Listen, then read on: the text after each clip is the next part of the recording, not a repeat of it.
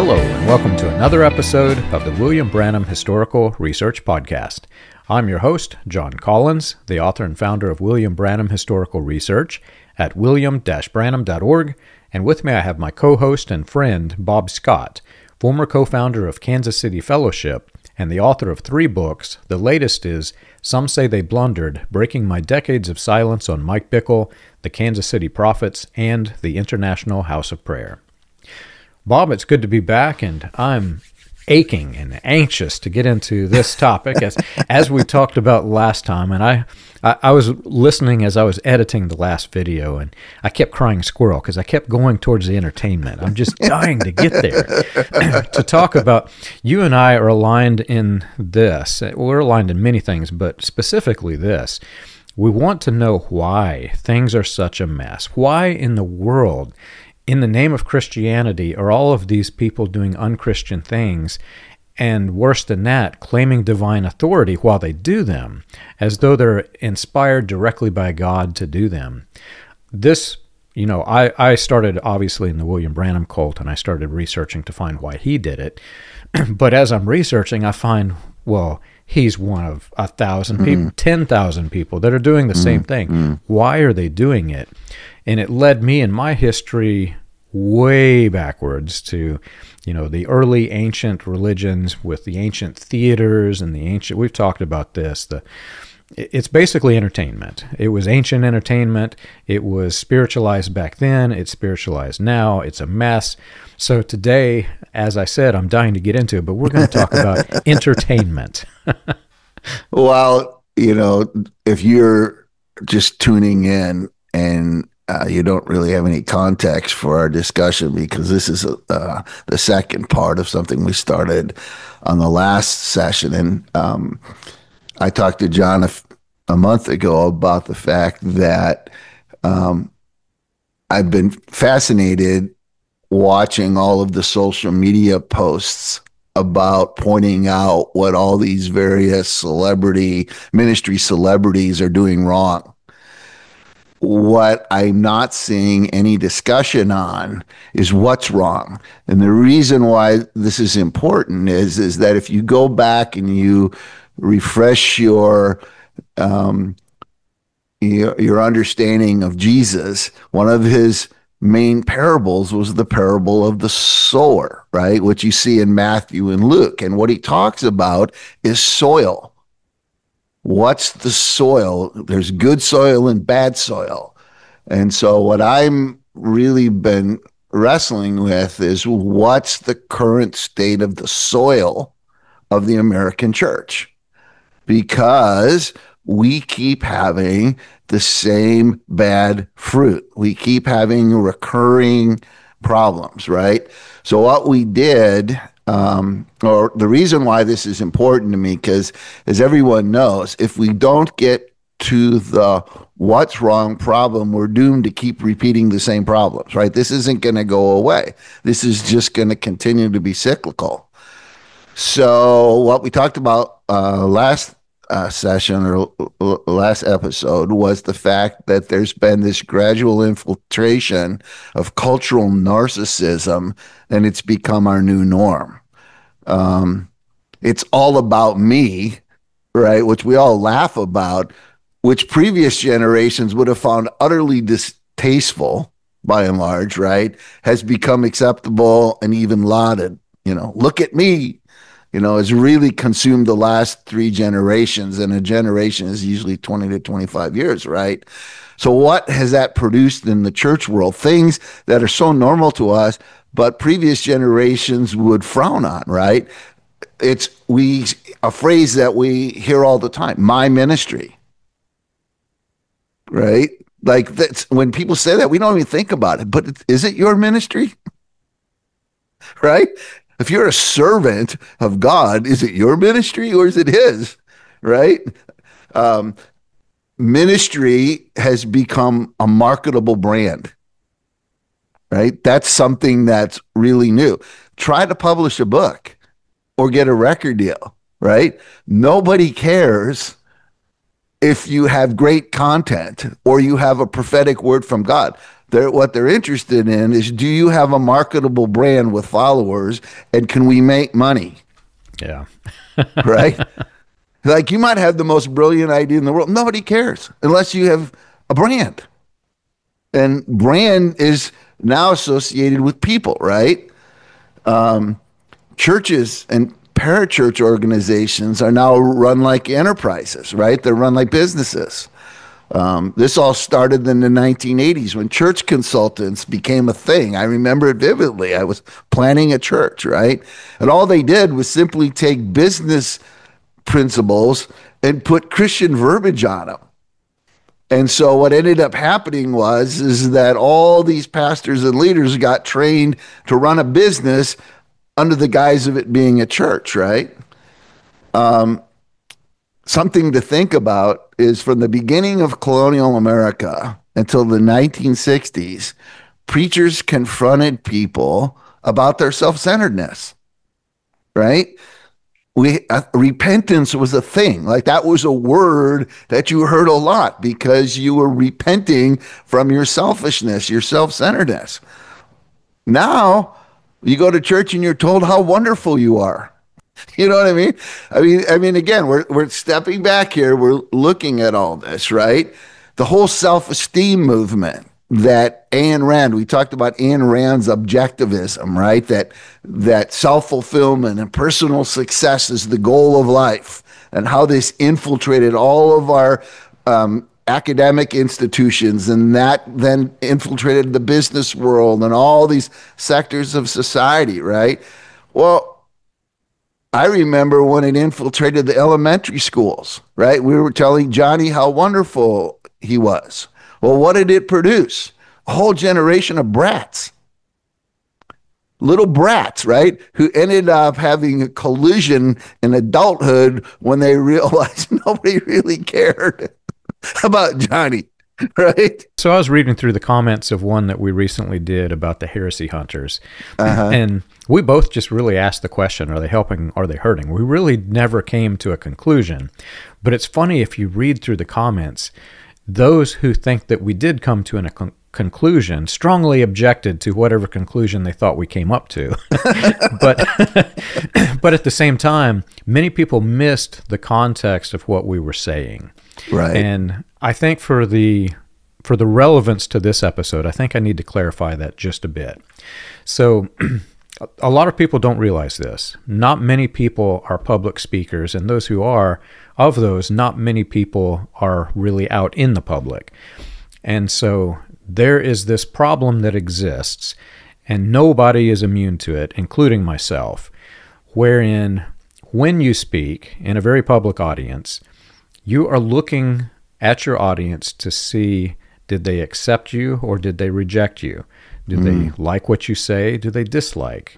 You're always wanting that, not just the feedback, but you're always wanting the assurance that you're doing what is correct, you're saying what is correct, you are, what you're saying is on the mark, and it is appealing to your audience.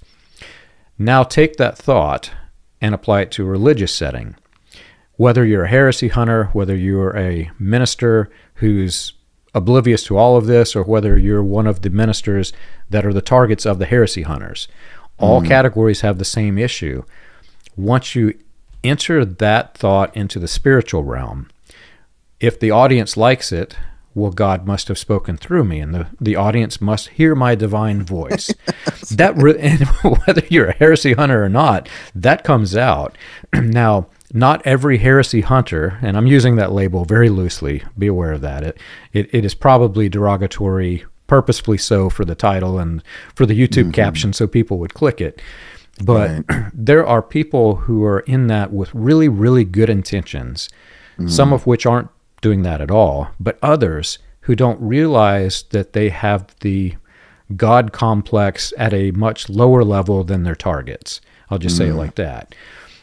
The more you speak with any sort of authority to a public audience, you're going to get that God complex, and nobody is immune, myself included. I have an unusual help in all of this, in the fact that I'm so far out of my element I do not like I do not like public attention. I'm the Me guy. too. My wife we used to talk about this with my wife because it's odd that we even connected.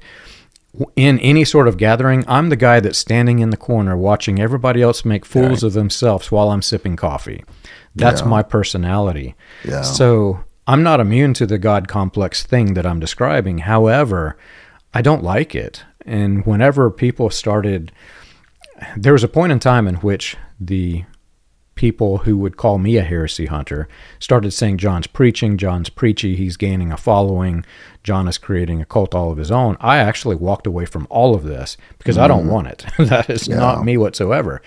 But the problem does exist, and I must mention, for the entertainment's sake, this is a problem in that the entire movement that we're about to explore and get into in this podcast, it was built on the framework of entertainment because it could draw a crowd, because it was a business. It was backed and funded by people called the full gospel businessmen, funded by the Kardashians, leaders in the entertainment industry. This was an entertainment movement that started with Latter Rain. Out of LA, developed into charismania, developed into the NAR. So everything that I'm saying applies. And I mean, you go back to Amy Semple McPherson. Same thing, LA, drama queen. Yep. I mean, we can go on and on. We'll get into some of that stuff. One thing that I'm fascinated by right now is now that some of these scandals, as it were, have sort of got time and distance, there's this thing starting to happen about these guys coming back into ministry. And what fascinates me is the psychology behind it, or the worldview, which is, I'm so important, I'm so essential to the church world that it needs me. I can't sit on the sideline, right? In other words, if I'm not involved, what God wants to do isn't going to happen. Again, you see the narcissism that's crept into this whole thing.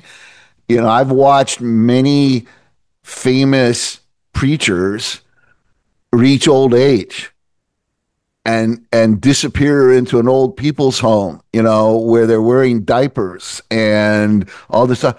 And guess what? Nobody cares. Life moves on. You're old news. And it's a real struggle because suddenly I'm irrelevant. Like, I thought the world revolved around me. And suddenly, wait a minute, I'm not all that important anymore, right? And that's a brutal reality check that I've had to walk through with a lot of men. Like, oh my God, I'm not as important as I thought I was, even though I had this big following, right? But, as Jesus learned, you can have lots of followers, but what's driving them, right? Gimme, gimme, gimme, feed me. Absolutely. And that's really, for me, that's the biggest thing, right? A lot of people who are in Christianity don't realize that aspect. So they go to one of these apostles or prophets thinking they're going to God's divine spokesperson, not realizing that it is all about that person. It's not so much about God. And so they're just shocked and overwhelmed when the person is shown to be human and have human sins and human problems. Suddenly, oh my gosh, this guy he was a scoundrel. We need heresy hunters to come in. And it's, what's helped create this environment that we're in is the second piece of this equation, which is that we've adopted this culture of entertainment, right? Which is, I know, because I deal with the burnout and the fallout of the guys who don't measure up, aren't as good of entertainers, right? And end up burning out and leaving the ministry and end up hating everything and everyone because they're giant failures. And so one of the questions that I've been wrestling with is what happened? Like, how did the church world go from laying your life down for others, you know what I mean, a sacrificial, caring about others focus, to it's all about me and I need to entertain everyone? right? That my job as a pastor or the ministry or however I'm going to build my brand is I have to be an entertainer. So how did that happen, right? Because that's happened again in our lifetime. Like, this is not something that's historical that goes back thousands of years. This is something that's happened in our lifetime. That shift, just like the epidemic of narcissism, has happened with, and I don't think people realize how we've become increasingly passive as congregants or people that attend church, right? Where and we've become more and more passive and expect others to do the heavy lifting, right? We expect them to produce the content, them to produce the show, and then we show up and get entertained. And if we're not entertained, we just go to the next place. I mean, I just think about my kids' generation, right? I'm watching my kids' generation. Well, how do they pick churches? Where their kids have the most fun. So guess where they naturally gravitate to? These big mega churches that are like Disneyland for kids, right? It's a spiritual version of Disneyland. So their kids can be what? Entertained, right? We can drop them off at youth group. We can drop them off at, at Vacation Bible, right? We can just let them do the work. So, they can be entertained. And so what's happened is this whole entertainment culture has put so much pressure on preachers and pastors to perform. In my latest book, the Christian Identity to the NAR book, and we actually spun an entire podcast series called Weaponized Religion on this, but the problem that we're talking about, even though it is specifically dealing with entertainment, it's a very complex issue. It isn't, when you're in these movements, you're trained that it's black or white, there's one cause, but there's actually multiple sources of background that are causing this. One of the biggest of which is Christian identity. And the reason why I say that is a factor.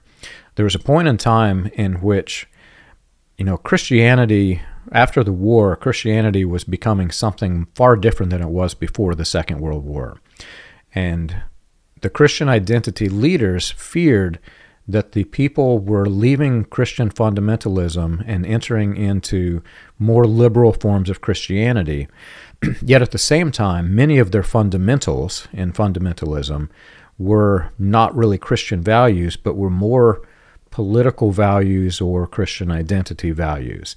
And so you had this wide swath of Christian before the evangelical movement, people who eventually became evangelicals, this whole swath of ministers that wanted to make the nation sway itself back away from that liberal Christian viewpoint into Christian fundamentalism. And one of the ways in which you do this is you make it more appealing.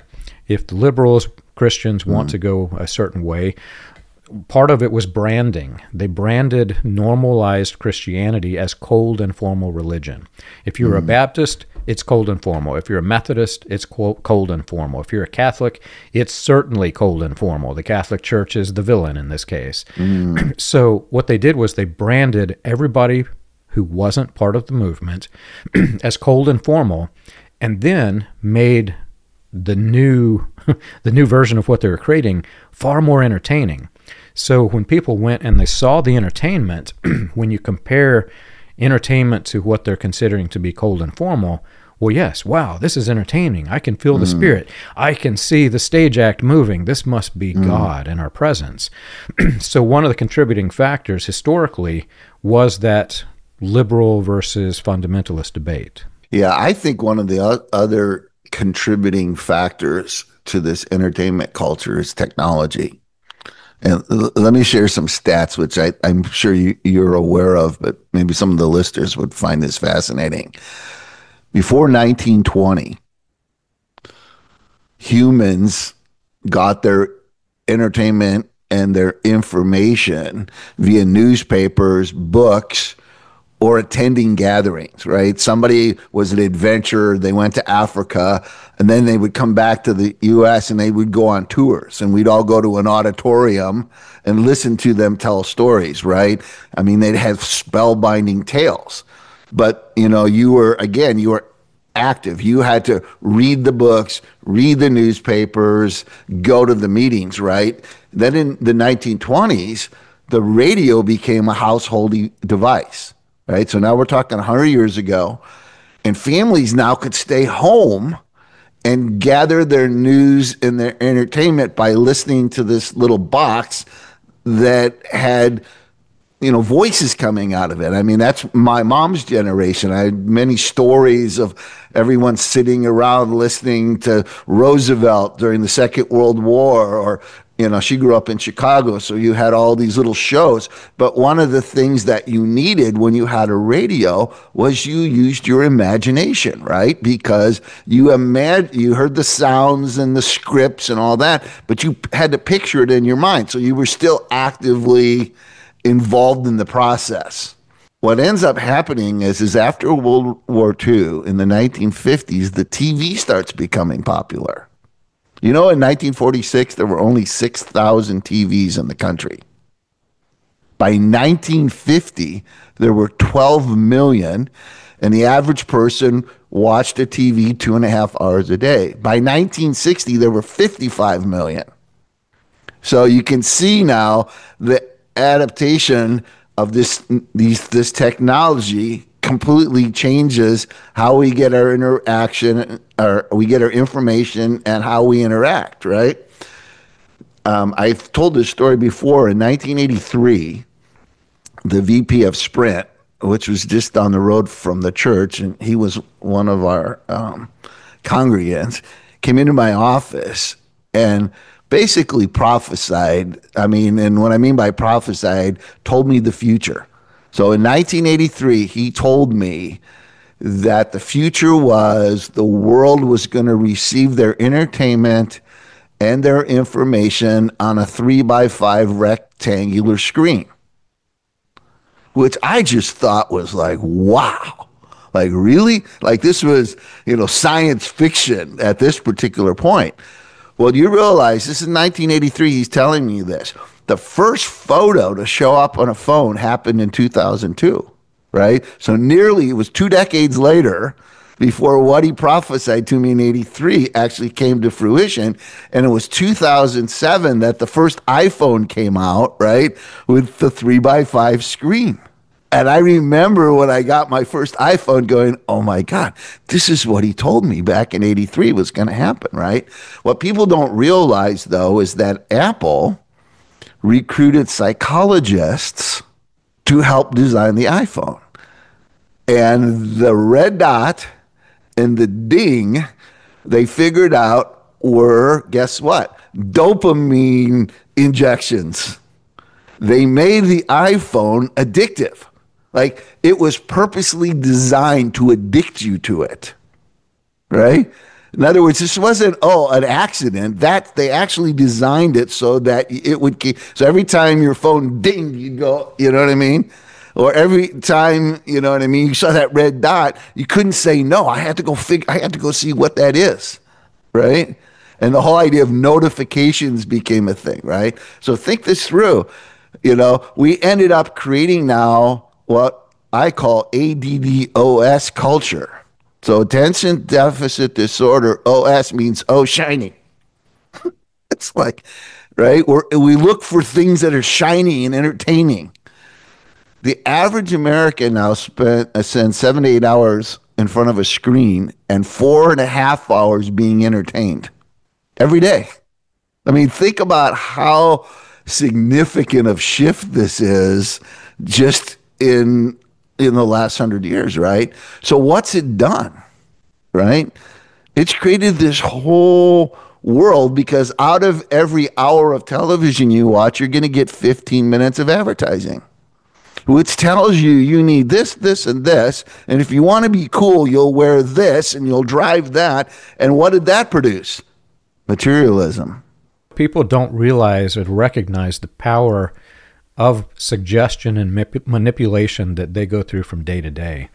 I'll never forget, I had a client that took me, I can't mention which one, but one of the big hotels that everybody's familiar with in Vegas. I got to meet with their CIO, who had been there for I don't know how many years, but it was an interesting meeting because he was there back whenever the gangsters ruled Vegas. And he says, everything's different now. He said, people walk in this wearing their shorts and T-shirts. And back then they would call you out and you might blow up in a car bomb if you did that in the old days.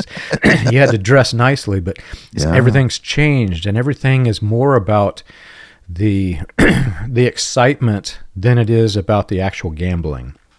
He said, back when the gangsters ruled it, you could do all kinds of things to rig the gaming, but now the industry is so controlled that what they're doing now is actually more powerful than what the gangsters were doing. When you walk into the casino, and I wish I could tell which one this is, but I'm certain they're all like this. What you see in the casino and what you see in the massive mall that is associated with the casino pales in comparison to the data center that's under the thing. And in this data center, they're capturing algorithms with everything, every piece of information they can buy, scrape, get.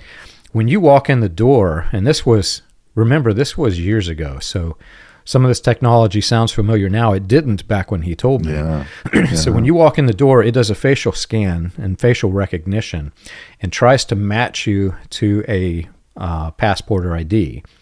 If it can do that, it knows your address. Then it goes out and it finds out who are your neighbors. What is your culture like in your neighborhood? Are you in a rich neighborhood, poor neighborhood? Are you more likely to gamble or more, it goes through all these scenarios. By the time that you sit down at a slot machine, it knows more about you than you know yourself and more about your neighbors than they know themselves. And isn't that Minority Report where they had advertising, right? It scans you. It's like it knows who you are, and then suddenly it's got you in all these different clothes. And right? Well, one of the tools that he said that they'd use for manipulation, and nobody catches this unless you're there at like 4 a.m. You don't notice it. All of the machines at random, if nobody's on it, start dinging. So while you're in the meeting or while you're in the gambling room and everybody's pulling the slot machines or whatever, you hear this other person that sounds like they're winning, and there may not even be a person there. That's legal. You can do this, but it is a mind game they're playing with you. And if you, the facial recognition could tell if you're suddenly getting sad. And there were spotters who would watch for sad people. They would bring you a free drink on the house to keep you excited in the moment. And it's all part of manipulation. And what I'm talking about is... So to tie this back to your latter rain world, right? Because now we're going back to the 40s. When I was picking Paul Cain's brain about, that world, because it was so unfamiliar to me, he was telling me about how a lot of these tent revivalists would go into towns and do something scandalous so that they would appear on the front page of the paper, right? It was before cell phones and whatever, but it's that whole thing again, right? About look at me. You know what I mean? That's exactly where I was heading with this. So what I'm talking about is Vegas and my IT weird business, but in practice, and in fact, I can't say who, some of the revivalists were attending Vegas meetings in secret and all kinds of other things going on. There's a bigger story there. Right. But when these revivalists would go into town, if we're talking tent revivalists, they're doing it. If you're talking modern day apostles in big conventions and auditoriums, they're doing it too. There is no news that's bad news. If there's a scandal happening, that scandal can attract people to it just to see the curiosity of the scandal. So you may have this big influx of people into a convention who don't believe at all, but they're there for the scandal. Then the subset of people, who's probably smaller, who is there thinking that this is divinely inspired by God, and oh my gosh, look at the thousands of people here. They must be inspired by God to come to this too. But it's all about that scandal, and it's all about the manipulation and the psychological tools that they're using. Now, take that a step further towards the stage persona. When you suddenly come to terms with the fact that no news is bad news, scandals bring crowds, now it's like the get out of jail free card in Monopoly. Yeah. Have you ever wondered how the Pentecostal movement started? or how the progression of modern Pentecostalism transitioned through the latter rain, charismatic, and other fringe movements into the New Apostolic Reformation? You can learn this and more on William Branham Historical Research's website, william-branham.org. On the books page of the website, you can find the compiled research of John Collins, Charles Paisley, Stephen Montgomery, John McKinnon, and others, with links to the paper, audio, and digital versions of each book.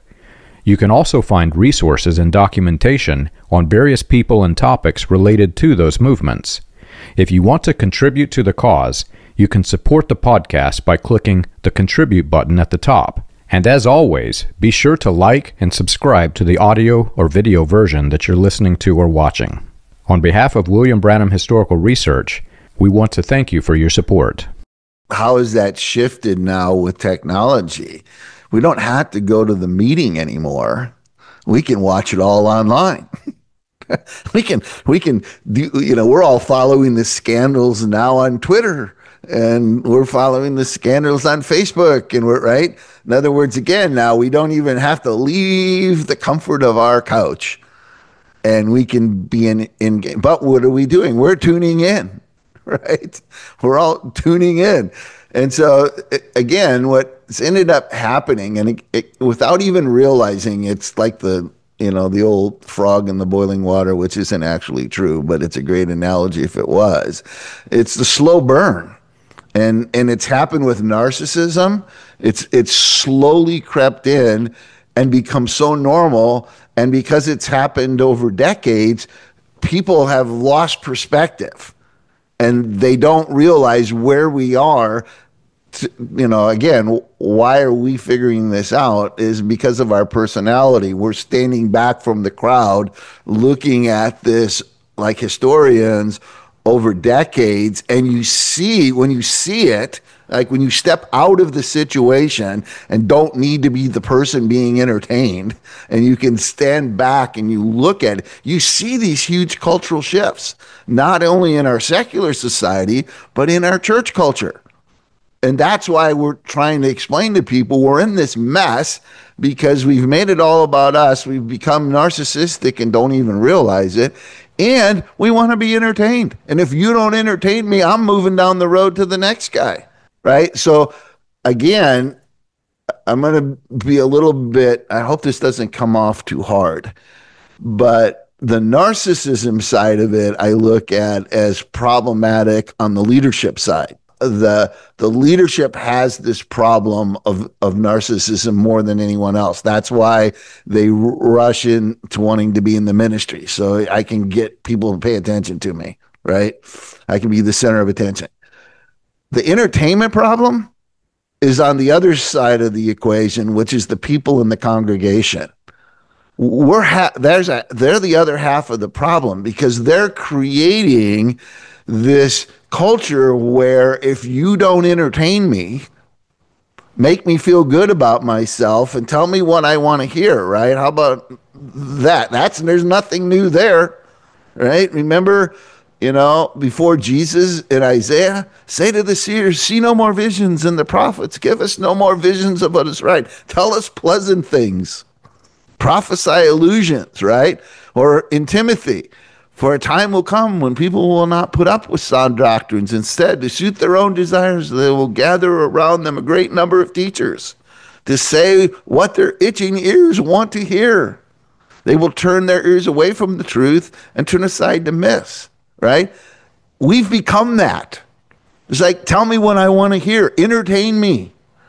And so what happens is it's, in some ways, it's a bad brew, right? You have narcissistic, driven people who want to be stars, right? They don't think as ministry as being, I'm a servant to all. I want to be a star. I want to be a Hollywood star, only I'm in the ministry world. That's what I mean. Go back to the Amy Semple McPhersons and the entertainment culture, right? I want people to show up in these auditoriums and think I'm the most wonderful thing and that I'm God's servant, blah, blah, blah, blah. And on the other side of it, we want people to do that. You see what I mean? We're feeding it because we want to be entertained. And so it is, as Paul said in Romans, all have sinned. And in this situation, it's really easy to sit in the chair and point the finger at the leaders. But what I'm trying to communicate to people is no, we're part of the problem. The other thing it does, and I know I'll get pushback on this because this is heavily taught in the opposite, but what they've done in creating this atmosphere is trying to push the notion that there are some sins that God views as greater than other sins. Biblically speaking, if you go back and you look at all of the examples of sin, there are sins that have consequences that are greater than, but in God's eye, all sin separates you from God. It's not something where for example, we had a person on the podcast who in the past had been homosexual. We had a whole slew of people contacting me saying, no, man, you can't have him. He's ruined for life. He can't come back. He can't be on your podcast, and I'm not going to have you on the podcast with you, because they have indoctrinated people to think that this is the sin above all others in today's world. It's a politicized sin, and therefore it's greater than the other apostle who's doing X, Y, and Z. But that's not the way it is in the Bible. In the Bible, at least the passages in my understanding from reading them, there are consequences to those sins that are far worse. For example, if you were to, tell a lie to somebody, well, that lie, the consequences for you are simply you told a lie, but the consequences for the person you told it to, they may go off and do something horrible because you did. That consequence, is that worse than killing somebody? All at the same time, they're all sins. It's just there are consequences and results from the sin that are different. But the way that they've twisted it through this entertainment environment is they've categorized sin in such a way that it's a hierarchy. And interestingly, if you study it enough and study the men who preach it and women who preach it enough, that hierarchy usually tilts in one way or another depending on their own sin and their own lives. But at the same time, they're elevated to apostle status, and they can easily be returned back into the ministry. And, predators can get more prey because they've been forgiven and they've been restored back into the ministry by these guys. They've created a hierarchy of sin in which they control, and that hierarchy is all part of the entertainment system.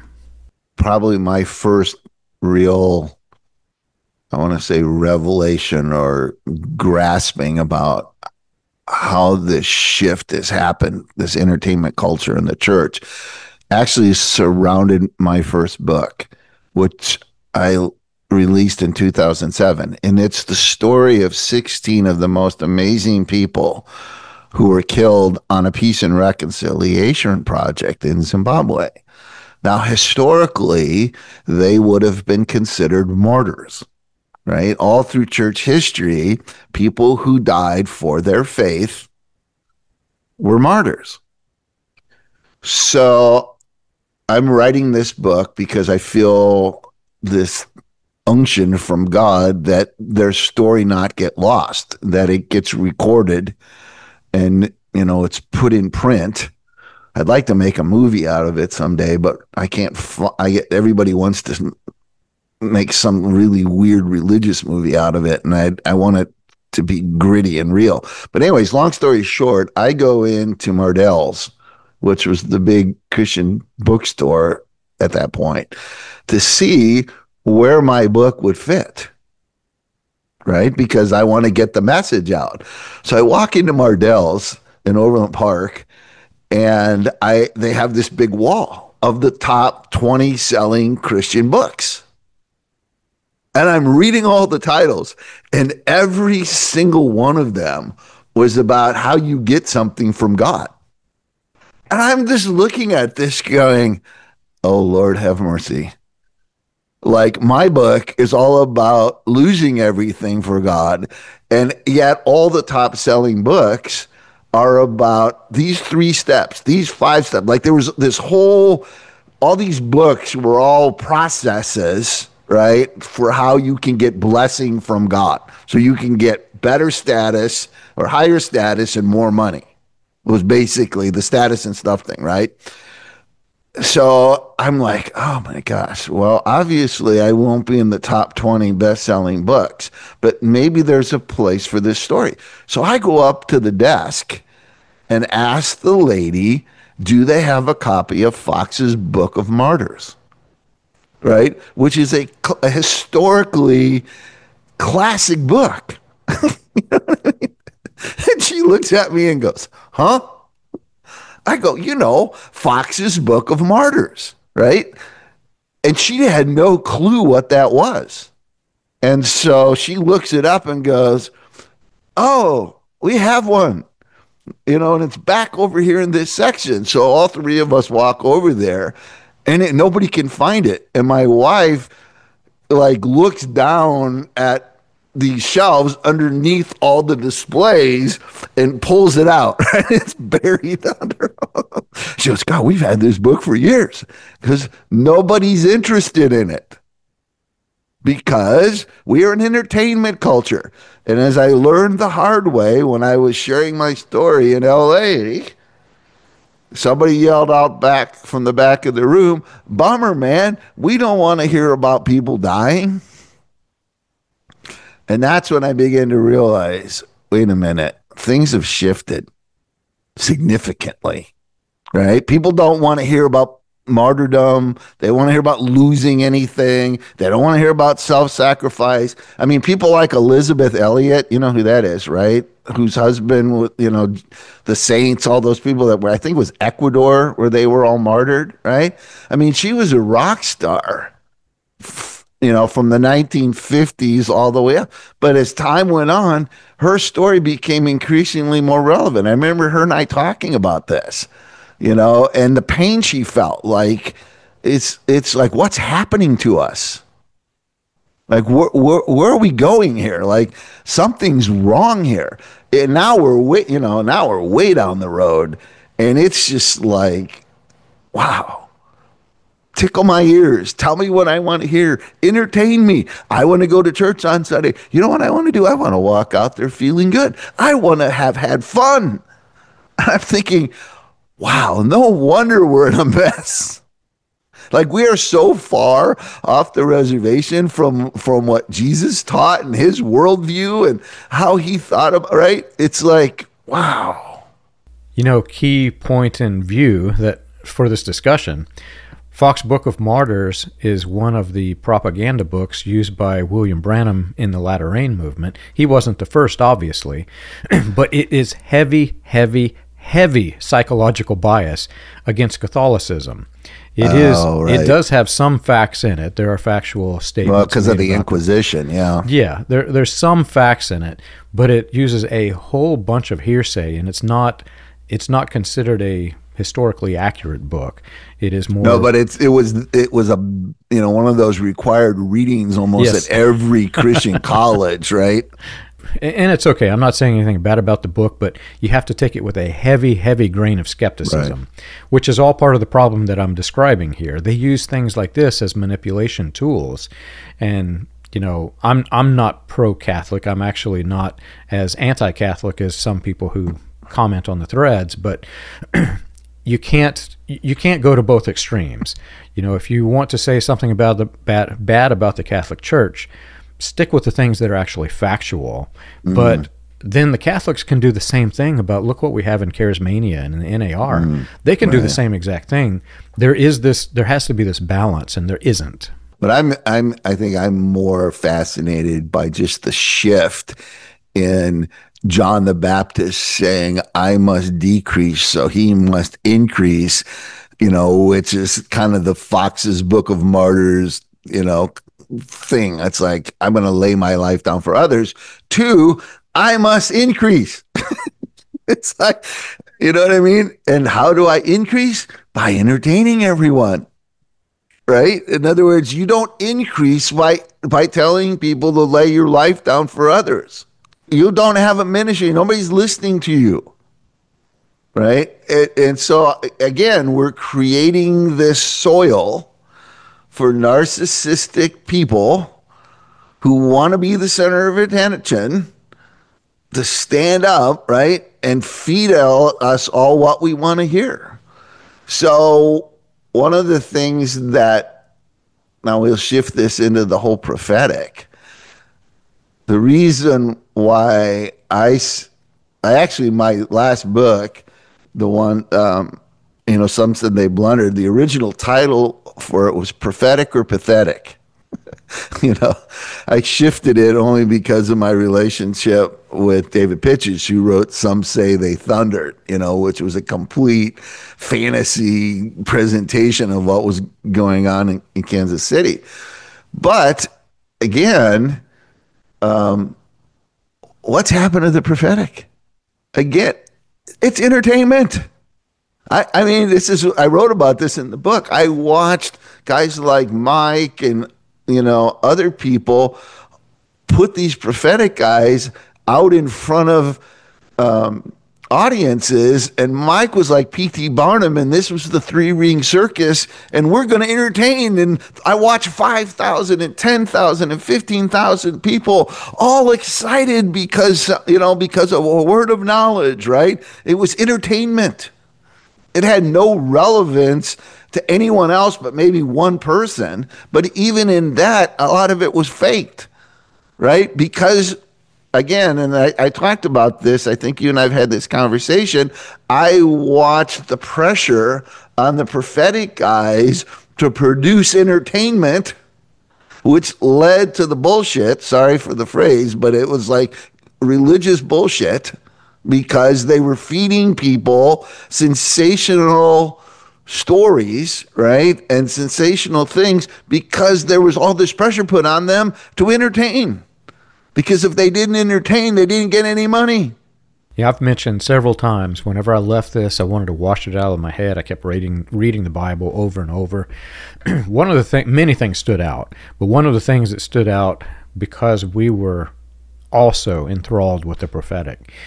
When you read the prophecies in the Bible, it isn't what's your name and what's your address so I can heal you. It isn't that stuff. It isn't what's coming in the future. What is there going to be a radio broadcast with Joel's Army in training and all of this weird stuff in the future? Can I peer into my crystal ball for God?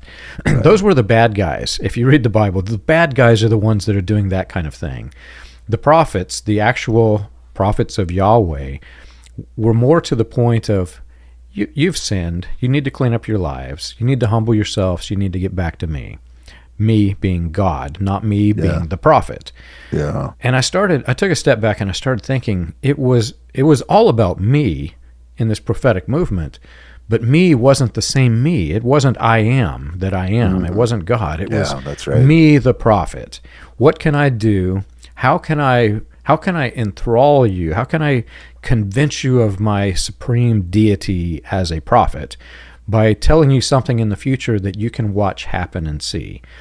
And more to the point, because I know how all this works, I was watching it work. How many random facts, or how many random predictions can I throw out, some of which are predictions based on facts that I already know, and see which one sticks so people will think I'm a prophet? I know you've probably seen this. Many of the people who are in the inner circles have seen it. That's how all of this works. It's not that there's this great prophecy. And people are often shocked if there ever is a recording, which usually they avoid it for obvious reasons. If their original prophecy is ever recorded and somebody hears it years later and thinks they're a prophet because of it, they go back and listen to it. Well, that doesn't sound like a prophet. That would be like me saying the Chiefs are going to win next Sunday. Well, yeah, if they win, I can't say that I'm a prophet. I say that I guess pretty good. Well, many of these prophecies are like this, but solely for the purpose of entertainment, because if it does happen, if all of these random predictions happen, you're going to get this crowd of people that say, whoa, the prophet. Well, to circle back to the very beginning of this, when we were talking about soil, I think to your point, that's what the prophets of old focused on. The state of our individual and national soil, right? In other words, motive, our value systems, how we've deviated from the heart of God. That's what the focus was. So in other words, being a prophet was pointing out to individuals and we'll say corporate. When I mean corporate, I mean nations, groups of people, that you're missing the mark here, right? Which is what repentance basically is. You're missing the mark. That's why, the word repentance is a big word for prophets. And why? Because they're saying you need to repent. You need a course correction here. You need to get back on track. And I think that's the real heart and soul of the prophetic. The whole entertainment culture that has so infiltrated the church world has created the showmanship of what we have now called prophets. And I think it's so distorted. Like, it's sad in a way. If you want to get, you like facts, the truth be told, screenwriters, musicians, and authors outside the church world are far more forthtelling and more accurate about the future and what's going to happen to humanity and events than anybody in the church world. Not even close. And that's one of the things I find embarrassing, is we're so unable to self-evaluate and be objective. Like, we think we're this big deal. And you're like, you guys, like 90% of these prophetic guys missed the mark. Like, we're down here in the 10% right phase, and we just think that's awesome. In every other genre of life, that's gross failure. That's terrible results. Like, every company, if you had 10% success in a football team, you're in last place. If you have 10% success as a company, you're out of business. But somehow in the church world, we hang on to the one guy who got it right the one time. And you're like, well, the odds, just guessing, will give you the same rate. It's the supposed revelation, right? It's like the same odds are there. But when you look back at significant projections, foretelling, people outside the religious world have been far more accurate. I mean, I think, one of the guys I talk about all the time is Alexander Solzhenitsyn, who came here in the 70s and told us all where we'd end up now. Back in the 70s, he told us exactly where we were headed as a culture. And here we are, just like he said. And next time, I want to get deeper into the random predictions that are thrown out. So right now, you may not be aware of this, but Charisma magazine loves William Branham, and they continue to publish his alleged 7 prophecies of 1933, of which he also said 1931, 1932. Like the Mormon prophecies, he says, and I wrote it down on this piece of paper, which you, my cult, will never, ever see because I buried it in the cornerstone of my grandfather's church. And at other times he would say, now I'm going to read this letter that, oh, by the way, I mentioned was buried under the cornerstone. Nobody's ever seen this thing. Well, nobody really catches that the 7 so-called prophecies change. And Charisma magazine loves, when something happens, some world event, they love to say William Branham was right. Yeah. Whenever Kamala was elected, she came out onto the platform. There's a big picture of her, and they said, was William Branham correct? And they were insinuating that he was, because William Branham predicted that a vice president would be a female. But the original telling of this prophecy was that the president, not the vice president, would be female, and because I'm such a misogynistic freak, that's going to lead the whole world into destruction because America elected a female president. Well, over time that shifted to vice president because he apparently his randomness wasn't working. Right. And so Charisma published the second iteration of this when Kamala was elected vice president. Well, recently, there's a United States Pope. What people don't realize, who don't, if you're never in the Branham movement, you don't know this. It started out as a female president. It shifted to a female vice president with a male president. That shifted further to John F. Kennedy because he was strongly against Kennedy. Then later it shifted again to a United States Pope would be the one to lead. So it's the same alleged prophecy, but it keeps changing because they're throwing out these random predictions that may or may not happen and then calling it prophecy. Right. Charisma and other similar tools that are out there like this, they're manipulation tools. They want to give the entertaining idea that this was a real prophecy, which it wasn't. Well, why do they do that? Yes, for money. They got to sell magazines. This is what I'm saying. This whole entertainment culture thing is so infiltrated that they're going to put up sensational, because sensational and controversial, what does it do? It sells. Next time or sometime after that, we'll talk about random predictions that become prophecies. I think there's a lot there, but anyway, another story. Well, you're a stat guy. I wish we could somehow or another, create some sort of stats, like if we could figure out what percentage of prophecies actually. Well, and I have the software to do it. If everybody out there listening will send me the failed predictions and the accurate ones, yeah, I will compile some stats. So anyway, all right, bud. If you've enjoyed our show and you want more information, you can check us out on the web. You can find us at william-branham.org. For more about the dark side of the New Apostolic Reformation, you can read Weaponized Religion from Christian Identity to the NAR. And for more about Mike Bickle and IHOP KC, you can read Some Say They Blundered, Breaking My Decades of Silence on Mike Bickle, the Kansas City Prophets, and the International House of Prayer.